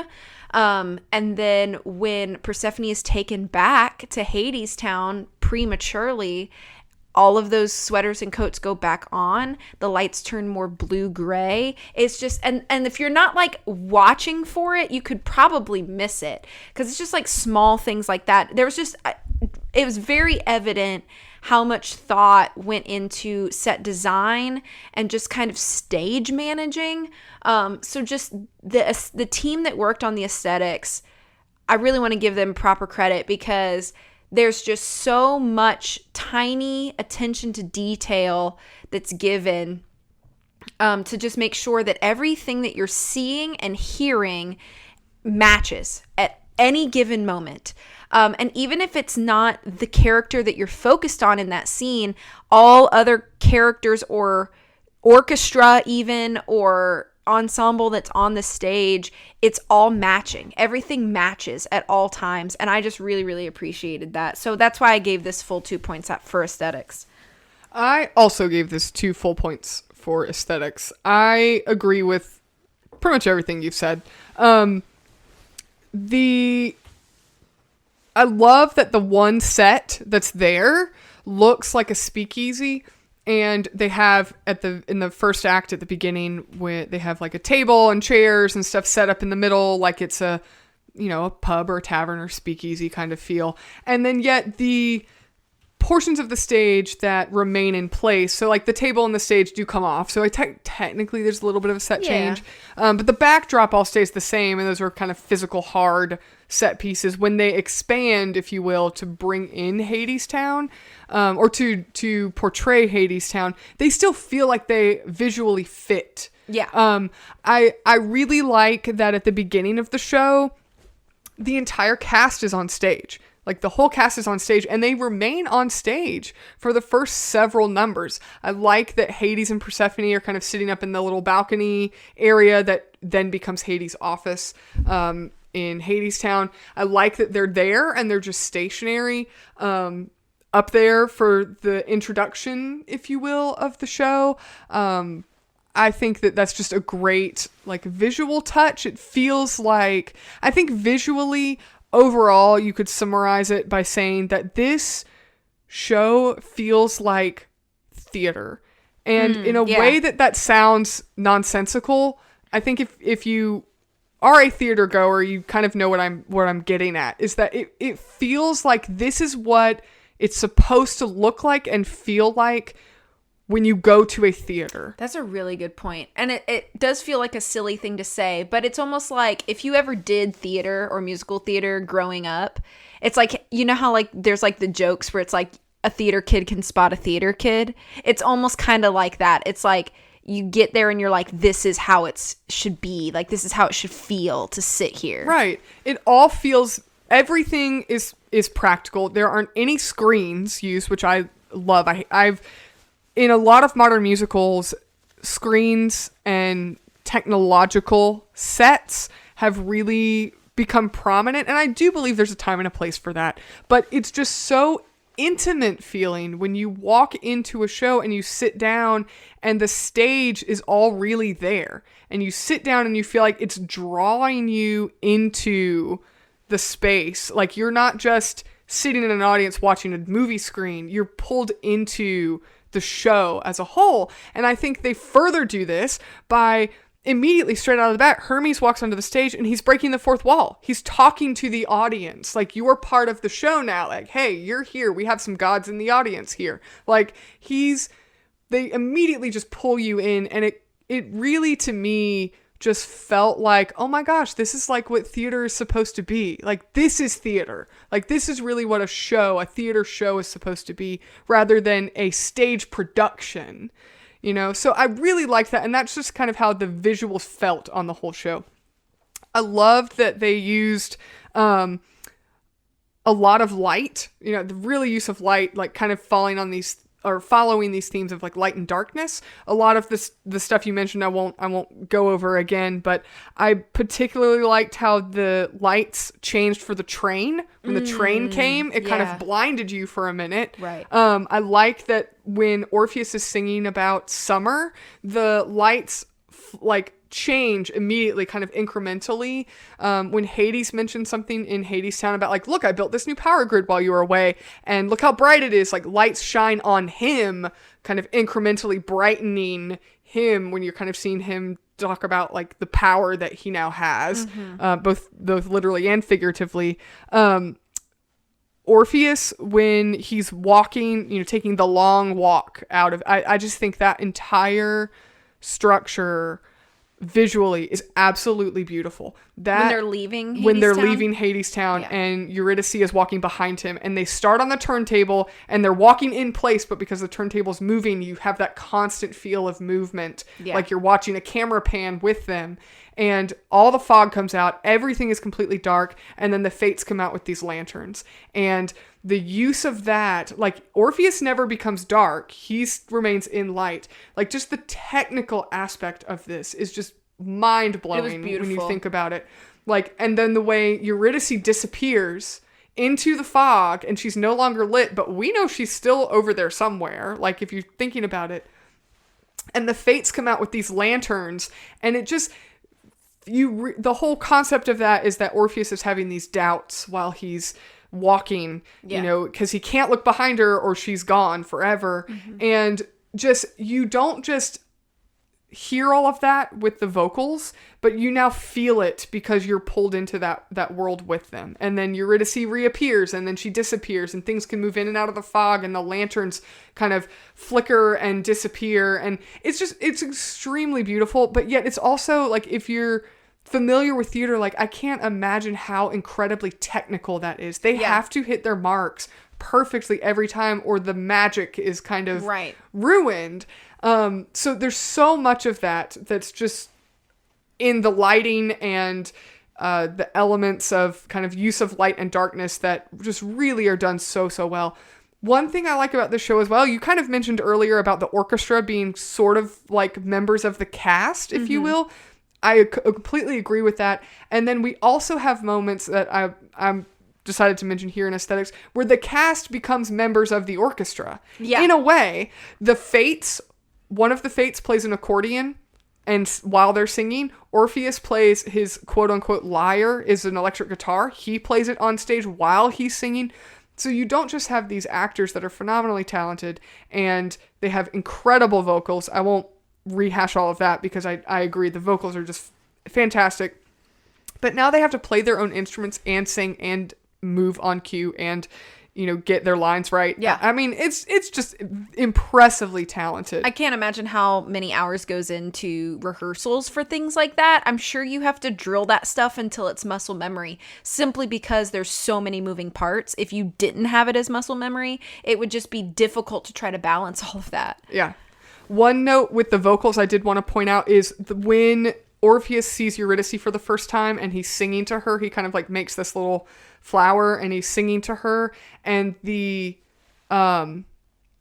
ensemble, they're all sitting in chairs behind him and they just sing with him for just a few words. It's just incredibly beautiful. It's like if Orpheus was the son of a muse, it's like other muses are singing with him. It's just beautiful. It sounds beautiful, and it just visually looks, very soft, and it was really, really good. I was very impressed. I was not expecting that at all. The costumes are really good. I think overall, nothing is really like stands out, except that I noticed that especially in the first act until we get into Hadestown, the entire ensemble, they're doing all of this choreography and dancing and movement in jeans. Yeah. They're all wearing jeans. Yeah. Like, they're not wearing like dance pants, like yoga pants. Yeah. I mean, they're wearing... Like, there's no stretch or breathability. It looked like that. Old Navy rock star jeans. Yeah. Like, I mean, I have a couple pairs of those jeans, so but you're not dancing choreography in a Broadway show in those. Exactly. Yeah. They got a little stretch, but I mean, that's pretty impressive. Yeah. The costumes overall are just done really, really well. Hermes' costume is great. I love that he's wearing that silver suit. It kind of sets him apart as the narrator. Even though I do think it's a little stereotypical, I like Hades' dark pinstripe suit. And then in the second act, he switches to kind of a white button down with a black vest over it. Little details. I like that the tips of Hades' shoes are shiny. So even those like small aspects of light and dark I like that. Sorry, I don't mean to interrupt, but it made me think about a note that I forgot to mention, which is that I like that there's a difference in what color Persephone is wearing depending on if she's above ground or underground. And I love that, like, when she's above ground and wearing her green dress, she also has flowers in her hair to signify that she brings spring. Yeah, summer, sorry. Yeah. I do think that the lighting in some spots, and this is not a negative, this is just kind of a caution if you're going to see this show. There are some spots, like you mentioned, where the light shines out into the audience, which if you're just naturally like sensitive to light, or if you have, you know, medical conditions with flashing lights and stuff, it's unfortunate that this show may not be the show for you, because there were moments where I'm neither of those things, and there were moments where I was like, oh my gosh, that kind of hurts my eyes. Can you stop shining your headlamps into my eyeballs? The workers in the underground have minor helmets, and so they like flash those out into the audience and things like that. A couple other like negatives that I had, which I did not take points because I gave 2 out of 2. The part... First, I'll just go ahead and say there isn't really a lot of dancing in this show, and I don't think that's a problem. It's just if you're a Broadway fan and you're like, I want the big tap dance number, this does not have that in it. I want the big synchronized group number. Right. Yeah. This does not have that, which is not a negative. You know, it's just the way it is. Yeah. But a lot of it is choreography, very modern choreography, if you will, and one part I thought was almost... I literally had to stop myself from laughing in the show, and it was not an appropriate time. I was not supposed to laugh. Was when Hades finds Orpheus in the underworld. In Hadestown. And he's like, this is what happens to trespassers. The workers, or the ensemble, then just kind of pull him around a little bit. Like, they very over, like, dramatically, like, slow motion, just kind of like grab his arm and then like let go of his arm. Yeah. And then somebody else like it didn't feel like an authentic struggle. No, it's like, could you like do some stage choreo where you just like punch him or something? Yeah. Like, what happens to trespassers is hit him. You get gently, very gently pulled around. Like, yeah. This is kind of kills the mood here, guys. Like, you could have just take him off stage or something, and then, like, you know, rough him up off stage. It doesn't have to be anything big. But so that, it was so comical looking that it almost made me laugh. And then another part is that almost made me laugh, and it really shouldn't have, but it did, was the, like, crux of the play where Orpheus is singing his song to the gods, and they're like remembering their love. It's like, this is it. Like, he's fixing stuff. The world is being saved in front of us. And it's this really impressive moment where Orpheus is in the middle and the workers are like on the turntable moving around him, and they are like singing. There's like this, it's not cacophony. But they're all singing kind of on top of each other, and it's like building. And Orpheus is singing in this falsetto, and the song that he sings is just a bunch of la-las, which is fine. That's not, like, I did not have a problem with that. But in this, like, bombastic number, Orpheus's singing the la-la-la part of his song sounded like Scuttle from The Little Mermaid.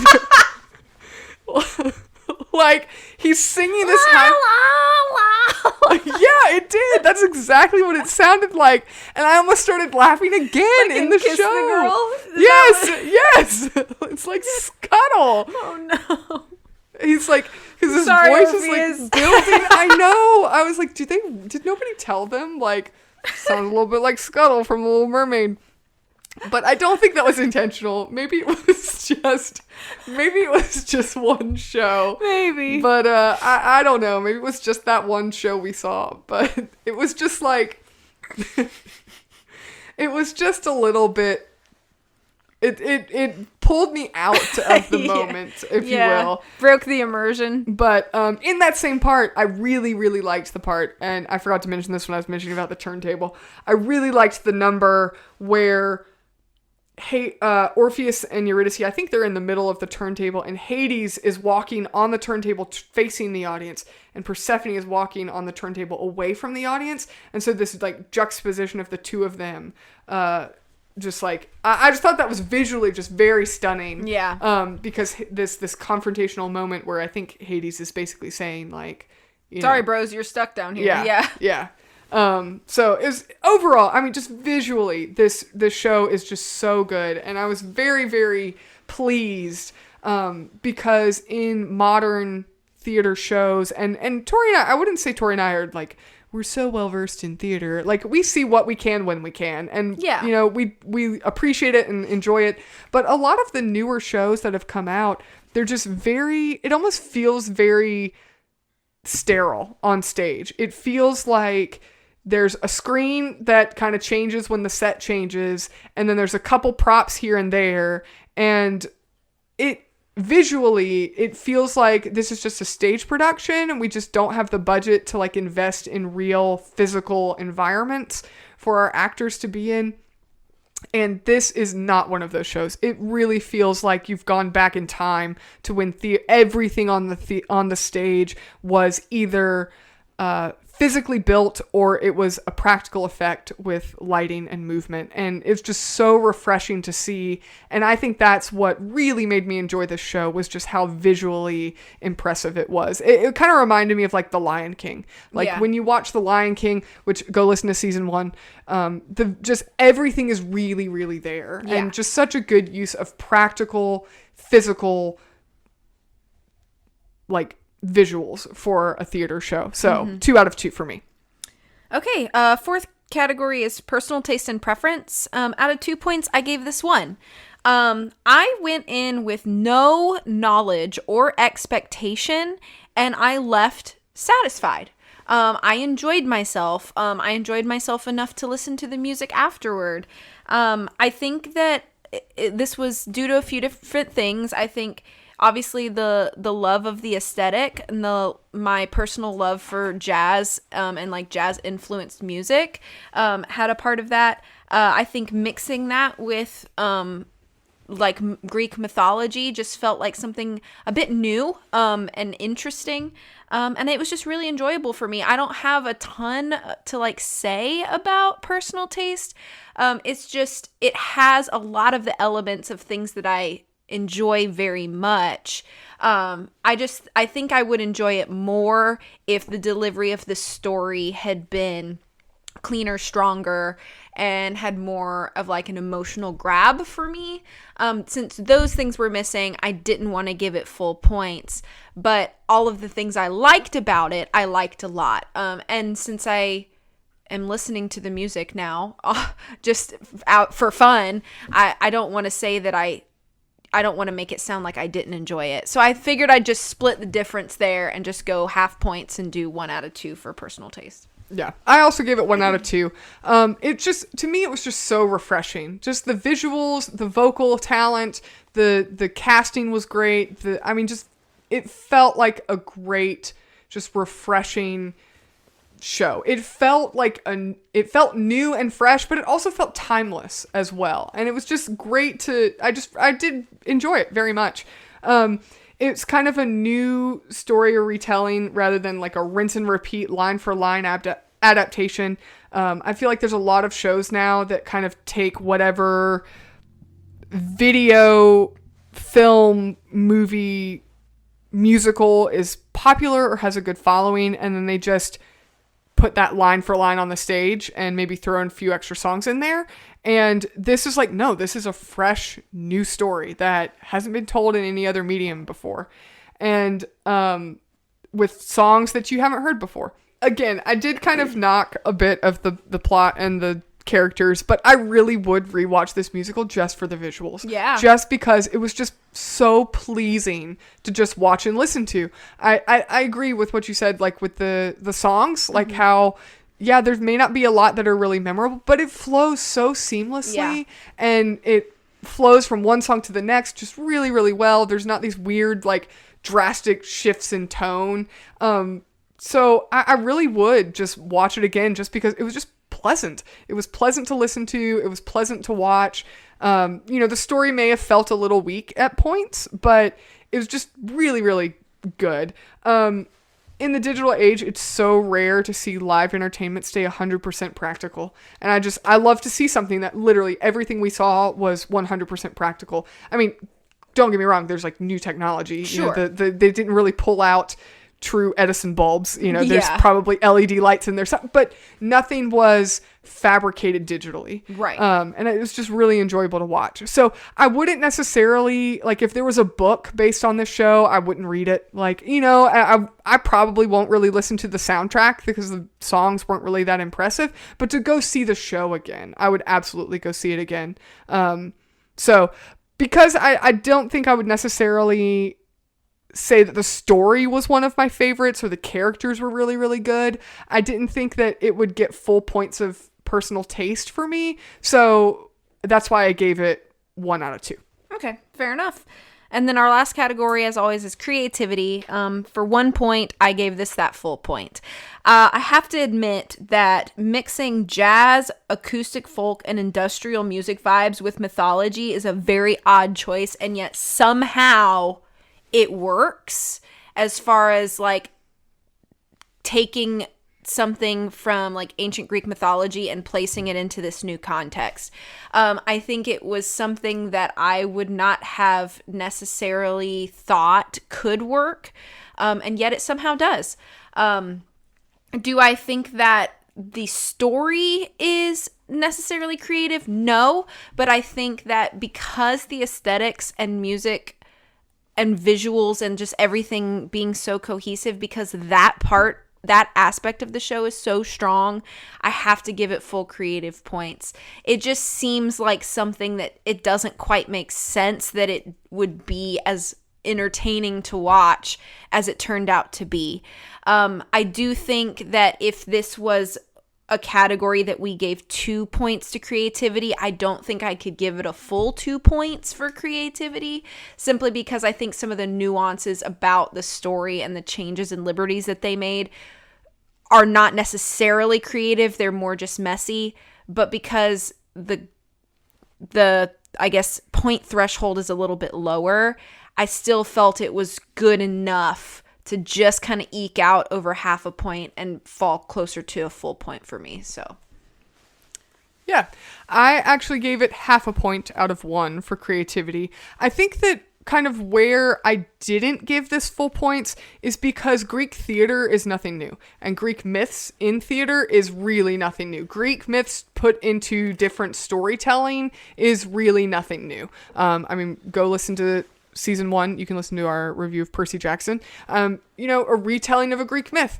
And I don't think that's necessarily, new and inventive.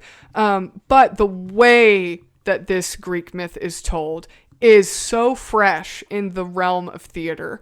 I think that you could make some comparisons to Hamilton because it's a sung through kind of historical-ish. It takes place in the historical United States. It's this, as far as the setting goes. I don't think it's really that warranted though, because it's just done very differently. Like, it's not the same as Hamilton. It's not the same story. It's, but it definitely, I think, appeals to the same audience. The similar audience that likes Hamilton would also probably like this show. And I think that another reason I think that it merits credit for creativity is I think it's extremely bold to put a tragedy on Broadway. That's true. That's Most fair. people that go to theater and go to the movies and they don't go to be sad at the end of it. And the way that this show presents a tragedy, they don't tell you they sort of tell you, but they don't tell you it's a tragedy right off the bat, like you're going to be depressed the whole show. But then at the end, they don't excuse or explain away or, try and make you feel better at the end. They're like, yeah, it's a sad story. And you know what? The reality is there are a lot of sad stories. Not everybody gets a happy ending. But it's still a story worth telling and a song worth singing, so we're going to keep telling it. And I think that that's just a really unique take on sad stories. So I think that that's extremely ambitious to put a tragedy on Broadway. And then another thing that I thought in kind of considering this category is I think it's extremely impressive that this show has expanded beyond the United States. Yeah. I think part of that is because Greek myths are kind of worldwide at this point. I was really surprised when you said, did you say that it had a run in South Korea? South Korea. That's so interesting to me. But I mean, I guess that's a testament to its popularity, I guess. And it's universal. I think Greek myths, the Greeks were an incredible civilization and they've impacted, the Western world. So I think that it's understandable that a retelling of Greek myth and literature, if you will, would impact beyond the United States. And then, so because of that, I kind of asked the question, and I don't have the answer, but will this be one of those musicals that stands the test of time? Maybe. Does this fit into the category of this is, the 2000s, 2010s era of theater? Hamilton was in the 2010s. Mm-hmm. Hadestown was in the 2010s. Dear Evan Hansen. Yeah. Is this going to be remembered as what theater was like in the 2010s era. In this era? And I think that it probably could. I think it could become, the way that I say this very loosely, so please don't take my word as law, but in the same way that Phantom of the Opera is seen as a staple of theater, mm-hmm. could this be... And The Lion King. Yeah. Could this be another, show to stand alongside those kinds of markers of theater? And I think maybe it could. I think it's too soon to say, and that's why I didn't give it full points. Is it still on Broadway? I believe it is. Is Hadestown still on Broadway? Because if it survived COVID, I think it has the potential. I think it was closed down. I think it was closed down. Right. But it came back. Some shows did not. Yes, it's at the Walter Kerr Theater. Okay. Yeah. Then, perhaps it could. Well, but I think and I think also because it's an original story. It's like, for example, the Broadway shows that were really big, pre-COVID. Mean Girls, huge. Mm-hmm. Beetlejuice, huge. Yeah. Hadestown, huge. And I think that Beetlejuice and Mean Girls, they're retellings of films. That's true. Those are adaptations. Hadestown is an original story. I mean, it's kind of an adaptation, but there's enough liberties taken. They didn't take a film and just take the plot of the film and put music to it or whatever. They took the Greek myth and retold it. The same way Hamilton took the story of Alexander Hamilton and retold it. That's true. He started from source material, sure, but he didn't just take, okay, well, in Mean Girls, we have to have the line, on Wednesdays we wear pink, so we have to have that in the show. Yeah, or it's October 3rd or whatever. We have the film script. Let's just readapt the film script for stage. This took, hey, there's the story from ancient Greece. Let's make it into a show. And knowing that it was like a decade-long work before this premiered on Broadway is to be noted as well. Yeah, I think. commendable. So. Absolutely. Alrighty. So, all right. What's your final score? My final score is 7 out of 10. My final score is 6 out of 10. Okay. That's not bad. Are you ready for some lightning round questions? Yeah, let's do it. All right. So this first one is kind of a two-part question. Okay. So it's your favorite character, and you can pick differently. So a favorite character story-based, and a favorite character vocal-based, because the vocals are so impressive in this show. So they can be the same character, or they can be two different. Okay. Favorite character story-wise, probably Persephone. She's just very interesting, I think, and very different portrayal. Actually, I don't know, because part of me was kind of like, I don't know if I like that about her. I think she's interesting. Maybe she's not my favorite. I don't know. I might make a strange choice here. I might say Hermes, story-wise. Even though the story is not his, it's not about him, I think he serves his purpose more perfectly than any other character serves theirs. So I'm going to say Hermes, story-wise. Vocally, I'm really impressed by Orpheus and how he's written. And I commend the men who have had to play him, because I'm sure it is not easy. Yeah. So I would say vocally Orpheus. All right. Yeah. I think my answer would be the same for both of them, and I'm going to kind of cheat and say the Fates. Okay. I think they're extremely interesting as, like, these, are they real, are they not? Like, are they metaphor, or are they really, like, humans? Physically there, like, yeah. human characters interacting with the world, or are they just, like, the concept of fate and destiny and things outside of your control? And vocally, I think they're just fantastic. Yeah, Fantastic. that's fair. Least favorite character, and you can pick story or vocal. You don't have to pick one for each. I don't think I have a least favorite character vocally, because I think everybody's vocal parts are just brilliant. But story-wise, I think it's Eurydice. Yeah, same. I think Yeah. Eurydice is my least favorite character. Yeah, unfortunately. So Hermes is a great character, though. I really liked Hermes as a character. Yeah. So, and I think that it's sad to say this, but, you know, a lot of times the minor characters in stories are people's favorite because, you know, they're ambiguous enough. You don't know Right. enough about them. And I think it's sad in this show to say that, because I think Hermes is a popular character, and I don't know if he is or not. So you Hermes stans can, you know, tell us on social media that you're there. But your main cast of Orpheus and Eurydice, you know almost nothing about them. Mm-hmm. And yet you don't really like them because you know nothing about them. And yet Hermes, you know very little about him, but you still like him because at least what you do know about him is pretty cool. Yeah. So, Yeah, I agree. all right. Do you have a favorite song? I was listening to the music Uh-huh. as I've been doing, and I have a few that I really like. I really like the Fates singing When the Chips Are Down. I really like that song.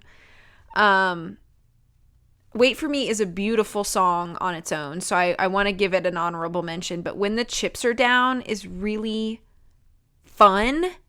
And also I think it's like one of the very first songs, but the Anyway the Wind Blows song, I really like that too. I think it's a good setup song. Which one is that? It's when it's like the introduction of like Eurydice and Orpheus as characters, and Hermes and the Fates kind of lead that, but it's like the scene where Eurydice comes in and she lights the candle at the table, and the Fates kind of play around with her a little bit, and I just think it's a good introduction, like a good way to introduce characters, and like musically I think it's a really interesting song as well. But Cool. so probably one of those. Yeah. I don't know if I have a favorite song because I have not listened to the music since we saw the show. So my only memory of the songs is literally just from watching it in the show the first time. I like the song. There was a song that the Fates sing. It's not When the Chips Are Down though, but I feel like they sang another one. They sing a few. Yeah. They sing in Act 2 or Act 1. Do you remember? Mm-mm. In Act 2, they sing Nothing Changes and Word to the Wise. Those are the two songs that the Fates sing. Yeah, maybe it was one of those. Yeah, I think also liked the song at the beginning, just the very beginning. Like the Road to opening Hell. number was just a really good, like it's a great introduction. It like sets the tone for the whole show. I remember just like once that song started and like kind of got going, I was like, oh my gosh, this is going to be a good show. I think it's a great opener. So yeah, that one's good. I liked the music overall. I don't have any like complaints per se, but again, I think it flowed so well. I couldn't tell you like what song specifically I really liked. And because it's so visually impressive, I feel like there's songs that I liked, but I liked it because of the visuals and not as much because of the music part of it. The song when the trombone player got a solo and like came down off the stage was really good too. Yeah, I think that happens in... Oh, maybe you don't. I was going to say, I think that may happen in Our Lady of the Underground, which is like Persephone's like solo at the very beginning of Act 2, but I actually think that might happen earlier. No, I don't think it happens with that. Yeah. I think it might happen... It might happen in like Way Down Hadestown, like the I think it did. I think it happens in Way Down Hadestown, yeah, like right that was a good when song too. Persephone is being taken back. Yeah. So. Yeah. Do you have a least favorite song? Yes. Oh wow! I don't remember the name of it, so let me look at it. But it's Eurydice's ballad in Act 2. Oh yeah, Flowers. It's called Flowers. I did not like that. I thought it was kind of forgettable. So forgettable, I forget the name. So that's why I had to look at it. Oh, I remember a song I liked. Going back a question.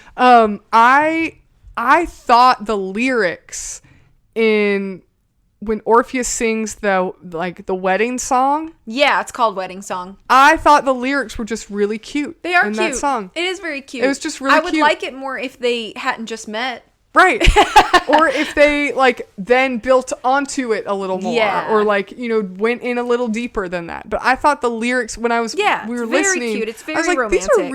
these are really sweet lyrics. It was really good. Yeah, like I feel like it would have had a more, and I mean, this is again just part of the points that we made earlier, but like the fact that like they just met and he's like saying all of this is kind of weird behavior. But like if they had already been like in a relationship for a while and he said this, like that's heart fluttering stuff right there. Like, you know. Yeah. So I agree. Mean, I think the lyrics are very cute. You know, like script doctor moment there too. It's like all they would have had to do is just have Eurydice and Orpheus already be in a relationship. Yeah. Like, that's all I would have had to do. Like, they could have introduced her and be like, Eurydice was Orpheus's girlfriend or fiance or, you know, and she looks for food every day because he doesn't make a lot of money bussing tables or something. If they're trying to, like, speed up the relationship, then sing Wedding Song and have a little wedding scene at the very end. Boom, done. They're married. Right. Yeah. Right.